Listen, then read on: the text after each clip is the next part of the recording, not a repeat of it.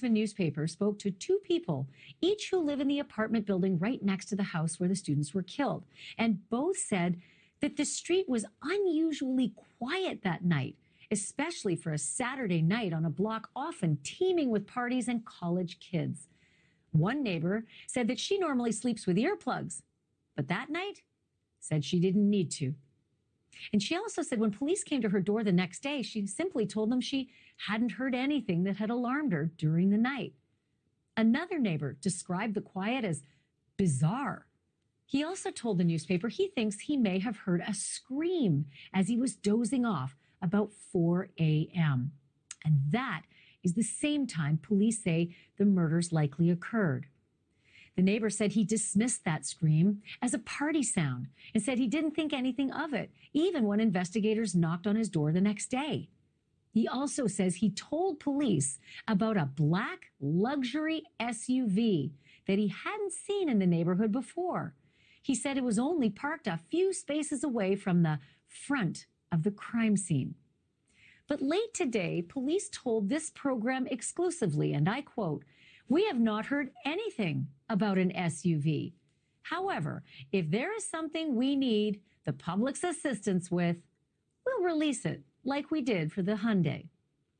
That neighbor wrote about the crime on Facebook about 12 hours after police found the bodies. And very curiously, he contradicted himself. Let me tell you what he wrote, presumably when his memory was still very fresh, just 12 hours after the murders. Quote, 4 killed in a stabbing across the street. No screams, no evidence, no trace. It is unclear why he is now telling the Idaho Statesman newspaper reporter that he did hear a scream right when he was going to sleep at 4 a.m. and that he didn't even mention that to the police. Perhaps now the police will re-interview him about what he says he heard and what he says he saw. And then there is this story of what another neighbor saw. Reports that that neighbor told the police that she saw the front door of the kids' home wide open about 8:30 a.m. on the morning of the murders.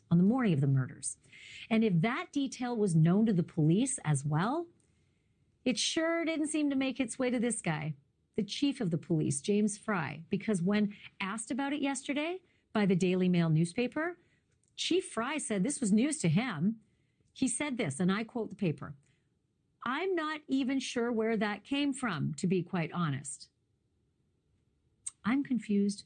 I don't know about you, but I want to bring in Caitlin Becker because she is a senior reporter for the DailyMail.com, and that's the newspaper that got that interview.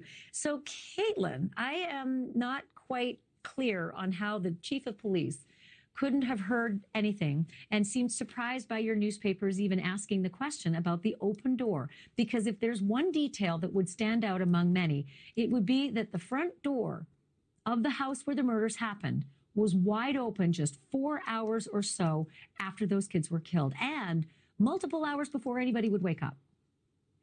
Ashley, the neighbor told us that it was 8:30 in the morning and the door was wide open. It stood out to me. It stands out to you. It is very curious that the police don't seem to have any information about this.